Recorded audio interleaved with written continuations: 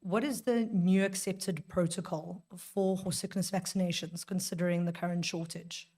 So obviously... The SAEF, last year we did have a shortage. So the SAEF, we've long ago agreed that horses that compete at SAEF sanctioned shows in the Western Cape do not require African horse sickness to compete if they stay in the free and surveillance zone. That makes sense. If they move out, just as the Western Cape protocol is, then they will have to have vaccinations. So we put that in couple of years ago.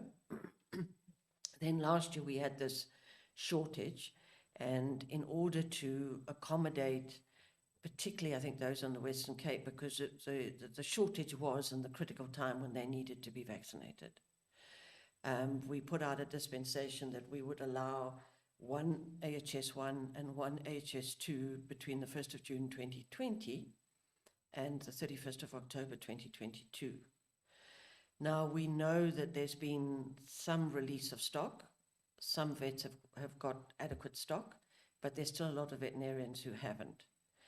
But there's still time, particularly in the infected zone, that we can be giving African horse sickness. But should we reach the deadline of the 31st of October and the situation has not improved, we will have to extend. We'll have to extend it, or we'll have to do something, yes. Okay. Yeah, so from an EXCO point of view, we did at the recommendation of the veterinary committee, we did extend the vaccination window to basically once in the last 2 years. And we're clearly watching this as the NHA is. We're watching this situation to make a decision again toward the end of October.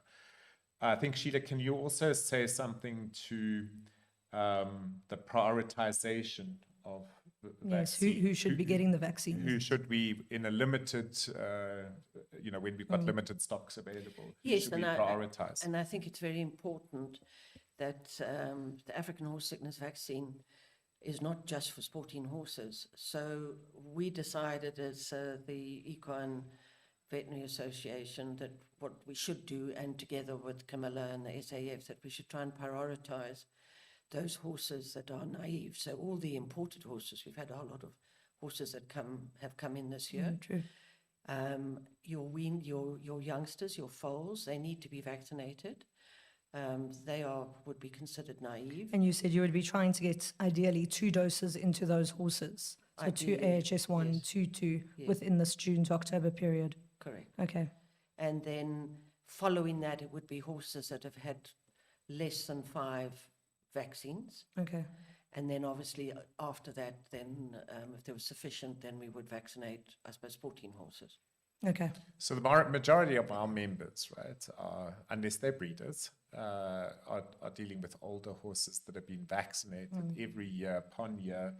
I've got a good immunity. They are, want to do the best for their horse, but actually in the same way that we started with COVID vaccine going to healthcare workers first, you have to create a prioritization when there's a limited stock. Okay. And we'd really, ask members to pay attention to this prioritization. A young weanling that gets, so there were studs last year that had outbreaks amongst the amongst the mares and weanlings, and it's like, a third of the foals died, right?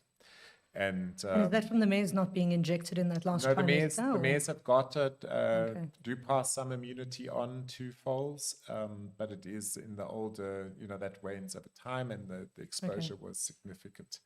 So we really do want to prioritize the weaned foals and the yearlings and the imported horses, the naive horses, and then work our way towards the rest. Okay. Eventually, we hope that Honest to Put will catch up.